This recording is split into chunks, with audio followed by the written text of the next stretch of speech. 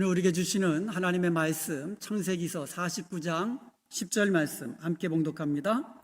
뷰가 유다를 떠나지 아니하며 통치자의 지팡이가 그 발 사이에서 떠나지 아니하기를 실로가 오시기까지 이르리니 그에게 모든 백성이 복종하리로다. 아멘.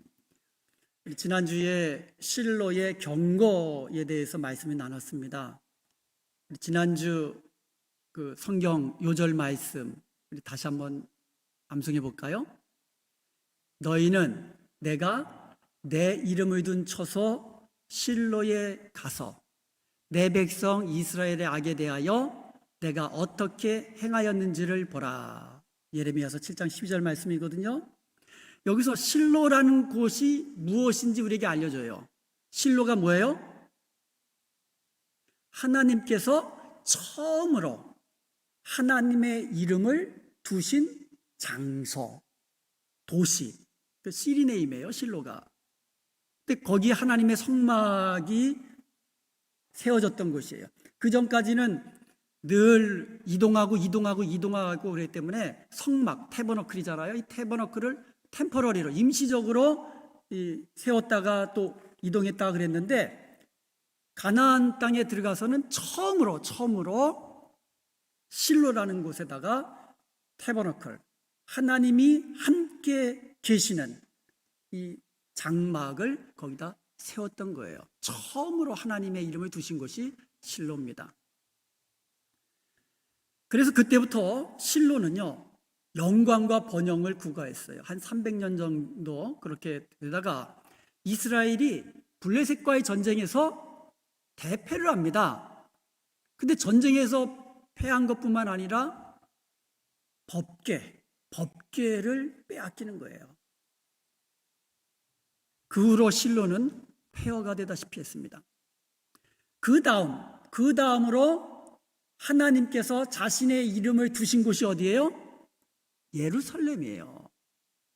예루살렘의 성전이 건설됩니다. 솔로몬이 예루살렘의 성전을 건설하죠. 그 건축한 이후에 거기다 지성소 안에다 법궤를 모시고, 그때부터 경건한 유대인들은요, 하루에 3번씩 예루살렘, 특히 예루살렘 성전이 있는 그 방향을 향하여 3번씩 기도합니다. 지금도 그래요. 그리고 그들은요, 예루살렘 성전을 여호와의 성전이다, 여호와의 성전이다, 이것은 여호와의 성전이다, 이렇게 말하는 거예요. 예루살렘 성은 하나님이 함께 하시는 도성이기 때문에 이 성은 영원토록 안전할 것이다, 이렇게 생각을 했어요. 그래서 예레미야 당시 거짓 선지자들은요, 평강이다, 평강하다, 이렇게 예언을 했어요. 그러나 예레미야 선지자는요, 하나님께 말씀을 받아서 그런 예루살렘 성전이 파괴될 것이라고 예언한 거예요. 경고죠. 경고하는 예언을 했던 것입니다.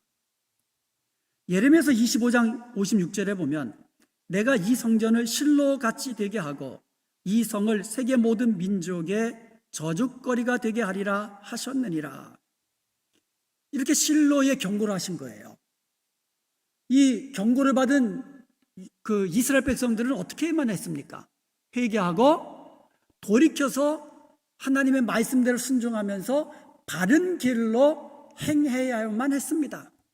그럼 하나님께서 그 땅에서, 그곳에서 살게 해주겠다고 약속해 주셨어요. 그런데 실제로 이스라엘 백성들은 어떻게 했습니까? 실로의 경고를 들은 유대인들은 과연 예레미야 경고를 받아들였을까요? 아니죠. 경고를 듣기는 들었는데 그 경고 따라서 회개하지 아니하고 오히려 그 경고의 예언을 하는 예레미야 선지자를 죽이려고 했어요. 왕부터 제사장들과 모든 백성에 이르기까지 예레미야를 잡아서 죽이려고 한 거예요.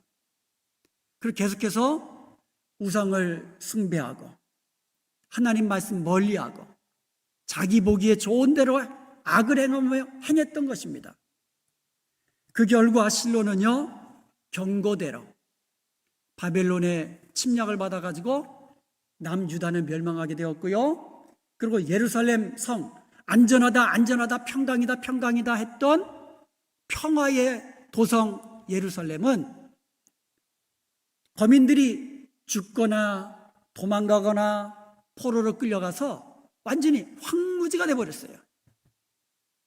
그리고 하나님이 함께 하시기 때문에 우리는 하나님이 함께 하시는 한 승리할 거다, 이렇게 자신했던 예루살렘 성전은 완전히 무너진 거예요. 그런데 만일 현대인들에게, 만일 현대 사람들에게 실로의 경고하신다면 그 경고를 들은 현대인들은 어떻게 할까요? 만약에 여러분들에게 실로의 경고가 임한다면 여러분들은 어떻게 하실 것 같아요? 여러분 자신 있어요? 그 당시 유대인들과 다르게 저주받지 아니하고 멸망하지 아니하고 하나님의 축복을 누릴 자신이 있습니까? 로마서 3장 9절에서 12절에 보면 그러면 어떠하냐? 우리는 나으냐라고 묻습니다. 우리는 낫냐 이거예요. 대답은 뭐예요? 결코 아니다. 세상 사람들, 자기 길로 행하는 저 사람들과 우리가 비교하면 우린 낫냐? 아니다 이거예요. 실로의 경고를 받고 회개하지 아니하고 바른 길로 행하지 아니했던 그 유대인들보다 우린 낫냐? 결코 아니다라는 거예요. 아니다라는 거예요. 유대인이나 헬라인이나 다 죄 아래 있다고 우리가 이미 선언하였느니라. 기록된 바 의인은 없나니 하나도 없으며 깨닫는 자도 없고 하나님을 찾는 자도 없고 다 치우쳐 함께 무익하게 되고 선을 행하는 자는 없나니 하나도 없도다. 그렇다면 여러분, 우리에겐 진짜 소망이 없을까요? 우리에게 소망이 있어요. 하나님은 오늘 본문 말씀을 통하여 우리에게 실로의 소망이 있음을 알려주십니다.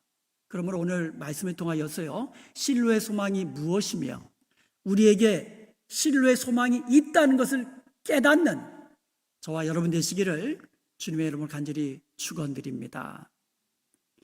창세기 49장은요, 오늘 본문이 있는 창세기 49장은요, 야곱이 죽기 전에 아들들, 12아들들을 다 불러놓고는 그들이 후일에 당할 일들, 그것들을 예언적으로 유언을 한 그 본문이 창세기 49장이에요. 이때 두 아들이 가장 큰 축복을 받았어요. 그러니까 야곱이 아들들을 불러놓고 전부 다 너는 이렇게 될 거다, 너는 이렇게 될 거다라고 예언적으로 어떻게 보면 유언을 예언하면서 남겼는데 그때 두 아들이 가장 큰 축복을 받았어요. 그 두 아들이 누구죠? 요셉과 유다예요. 원래 야곱의 장자의 명분과 권리와 축복은 루벤에게 돌아가야 돼요. 루벤이 장자거든요. 역대상 5장 1절과 2절에 보면 이스라엘의 장자 루벤의 아들들을 이러하니라. 이스라엘의 장자, 야곱의 장자가 누구라고요? 루벤이에요. 그렇기 때문에 루벤이 장자의 명분과 권리와 축복을 다 받아야 되는데 루벤은 장자의 명분조차 받지 못했어요. 그 이유가 뭐냐면 루벤은 장자라도 그의 아버지의 침상을 더럽혔으므로 이스라엘의 아들 요셉의 자손에게로 돌아가서 족보의 장자의 명분대로 기록되지 못하였느니라. 원래 야곱의 장자는 루벤입니다. 그런데 루벤이요, 그의 아버지의 첫 비라와 이 간통한 죄로 인해서 장자의 명분을 잃어버립니다. 장자의 권리를 상실한 거예요. 그래서 그 장자의 명분이 누구에게로 돌아가요? 요셉에게로 돌아간 거예요. 그런데 여러분, 요셉이 둘째 아들이 아니잖아요. 야곱의 11번째 아들이에요. 그런데 11번째 아들이지만 야곱 입장에서 보면 자신이 정말로 사랑했던 아내 라헬이 낳은 첫 번째 아들이에요. 어떻게 보면 심중에 보면 이 요셉이 정말 내 진짜 장자다 이런 마음이 있었을 거예요. 그래서 사실은 그래서는 안 되는데 편애를 했어요. 누구보다도 요셉을 사랑했습니다. 그리고요, 요셉으로 인해서 야곱의 온 가족이 대기근 중에 살아남았잖아요. 그리고 이집트에서도 아주 비옥한 땅 고센 지역에서 번성하면서 이 부유함을 누렸거든요. 그게 다 누구 때문이에요? 요셉 때문이거든요. 그래서 야곱이 죽기 전에요, 요셉의 두 아들을 불러서 축복을 합니다. 므낫세와 에브라임. 그래서요, 다른 아들들은 전부 다 한 지파거든요. 한 지파. 므낫세 지파. 이런 식으로 한 지파거든요. 한 지파씩. 베냐민 지파. 그런데 요셉 지파는요, 두 지파의 몫을 받았어요. 그래서 이스라엘의 12지파 가운데 므낫세 지파가 있고 에브라임 지파가 따로따로 있어요. 그래서 다른 아들보다 두 몫을 받은 겁니다. 신명기 21장 17절에 의하면 장자는 두 몫을 받습니다. 그래서 요셉은 장자의 명분과 축복을 받은 거예요. 역대상 5장 2절을 한번 다시 봅니다.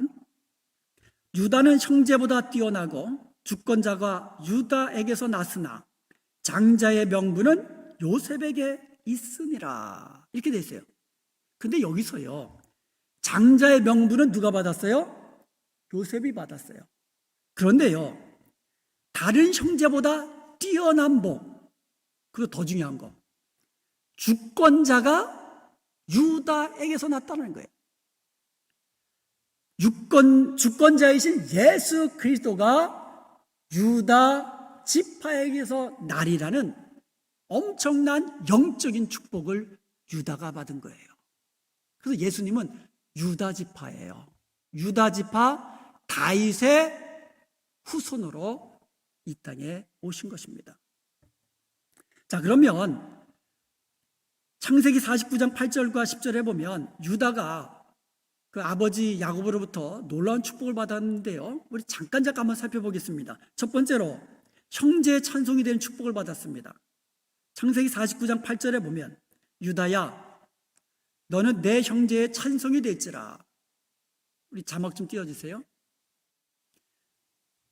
너는 내 형제의 찬송이 될지라. 내 손이 내 원수의 목을 잡을 것이요 내 아버지의 아들들이 네 앞에 절하리로다.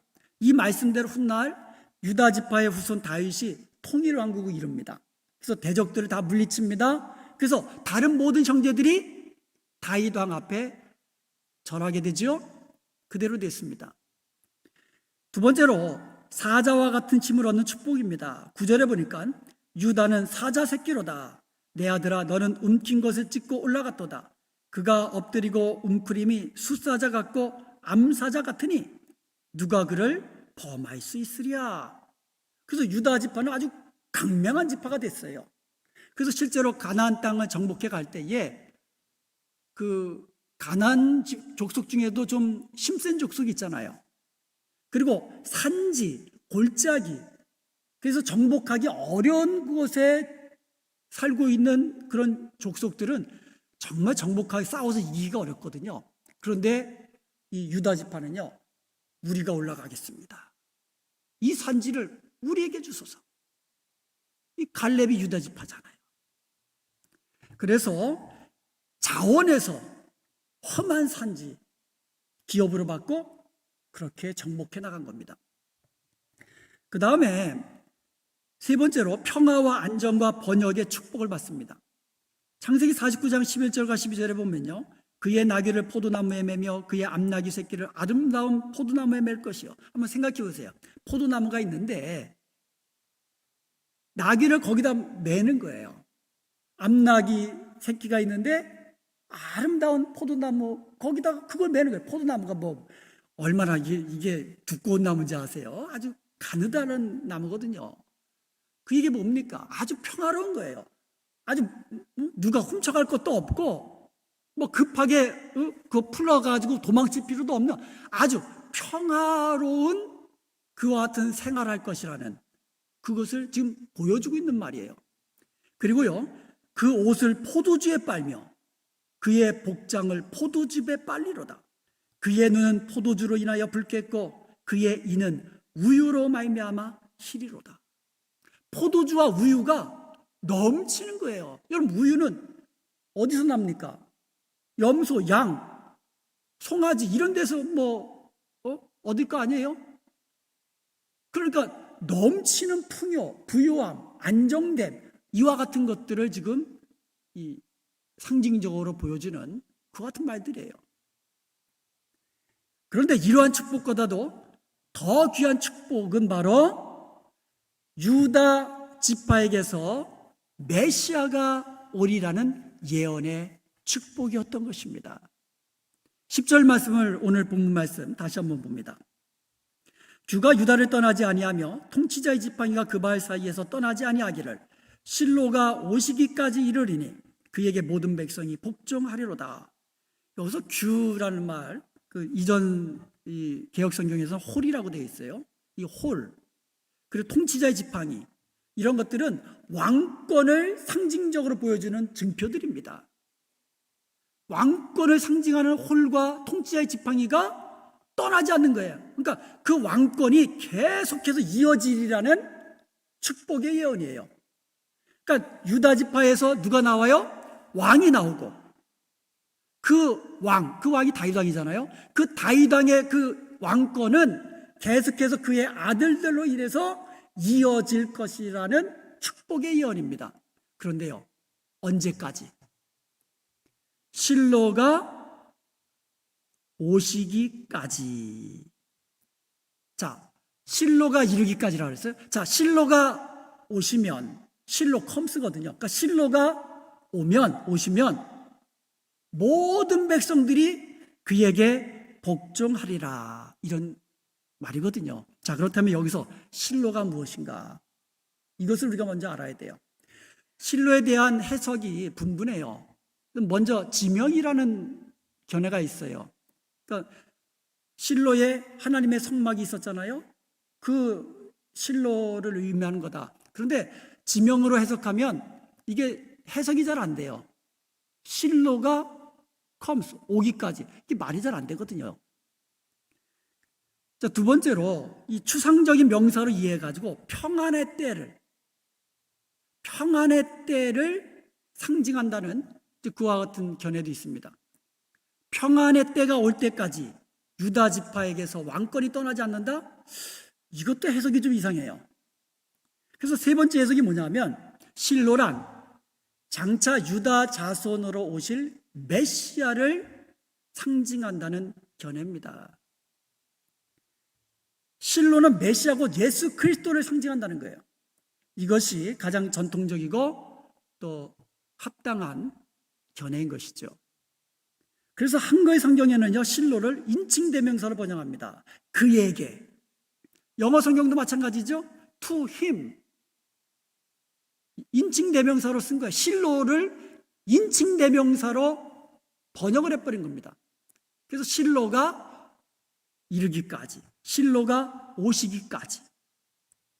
자, 그러면 10절 말씀을 한번 다시 봅니다. 혈통적인 유다 자손의 왕권, 그러니까 다윗의 왕권, 유다 자손 다윗의 왕권이 계속 이어진다고 그랬잖아요. 그 혈통적인 유다 자손 그 다윗의 왕권이 언제까지 이어진다고요? 메시아가 오시기까지 이어질 것이며, 메시아가 오시면 모든 백성은 그에게 복종할 것이다.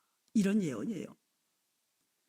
여러분, 눈에 보이는 실로의 성막, 이것이 구원을 가져온다는 것이 아니에요.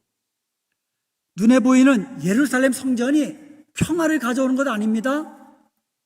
구원과 평화는 유다의 자손 다윗의 뿌리로 오시는 예수 그리스도로부터 온다는 사실이에요. 우리의 소망은 오직 예수 그리스도십니다. 아멘. 이것이 바로 실로의 소망이에요.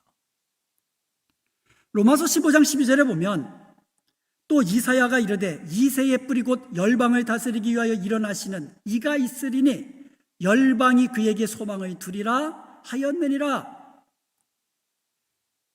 예수 그리스도는 우리들만의 소망이 아니에요. 예수 그리스도는 모든 열방의 소망이에요.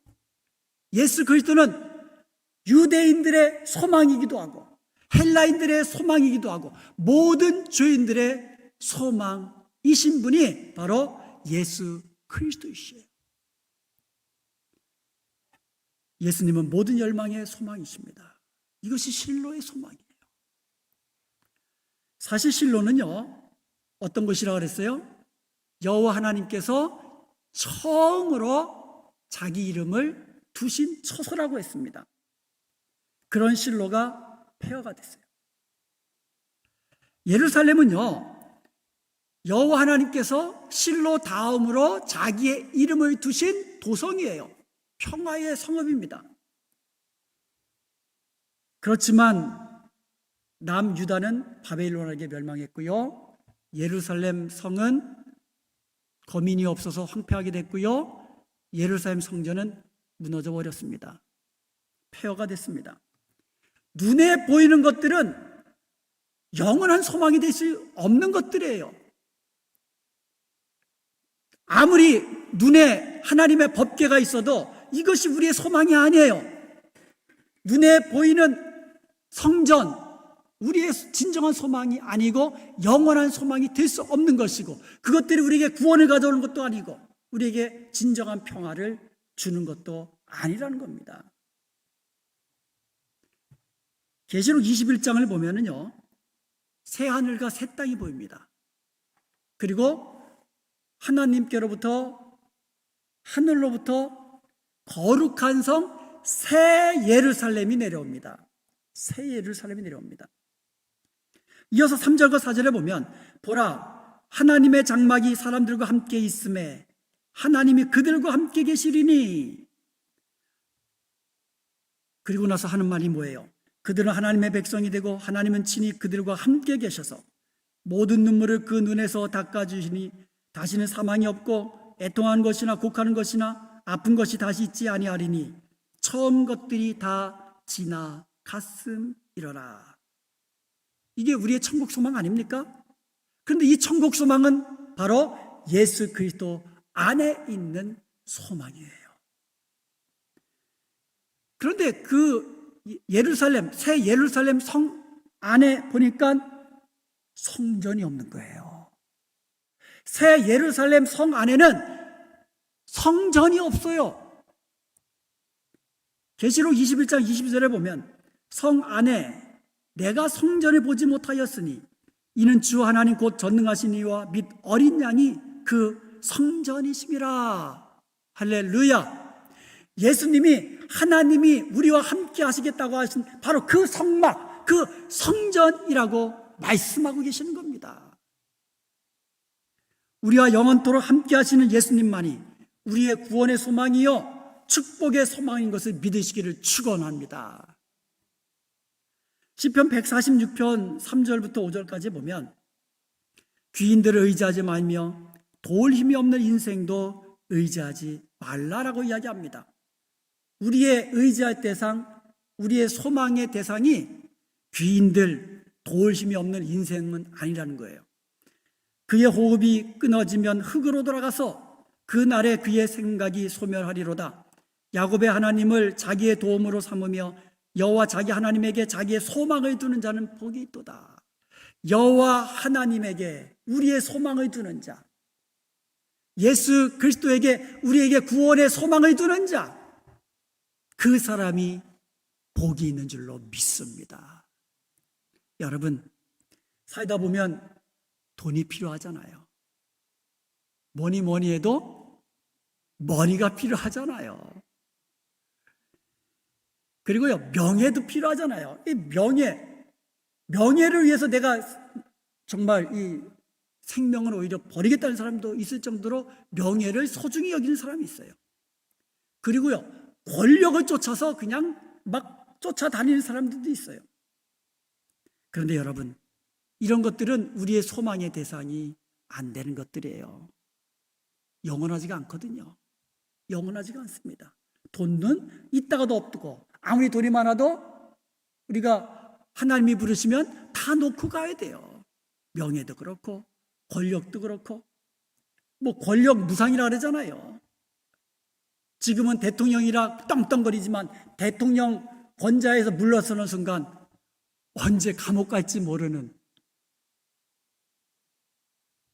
그러므로 세상에서 없어질 것들, 그것이 물질이든 사람이든 권력이든 명예든 이런 것 의지하지 말고 이런 것에 소망을 두지 않는 여러분 되시기를 바랍니다. 우리의 소망은 오직 영원한 것 예수 그리스도 안에 두어야 될 줄로 믿습니다. 예수님 밖에 있으면, 예수님 믿지 않으면 누구든지 멸망하는 겁니다. 어떻게 보면 이것이 실로의 경고예요. 우리에게 주시는. 그러나 누구든지 예수님 안에 있으면, 예수님 영접하여서 그 마음에 예수님이 들어와 계시면 멸망하지 않고 영생을 얻게 됩니다. 이것이 우리에게 주시는 실로의 소망이에요. 여러분, 지금 여러분은 소망을 어디 두고 계십니까? 무엇을 의지하고 계십니까? 소망을 예수님 안에 두십시오. 예수님을 나의 구주, 나의 왕으로 모셔드리십시오. 그리고 나의 왕 대신 예수님의 다스리심에 순종하며 사십시오. 그리하여 예수님 안에 있는 영원한 생명을 얻고 기쁨과 평안이 넘치는 복된 삶을 누리며 사는 저와 여러분 되시기를 주님의 이름으로 축원드립니다.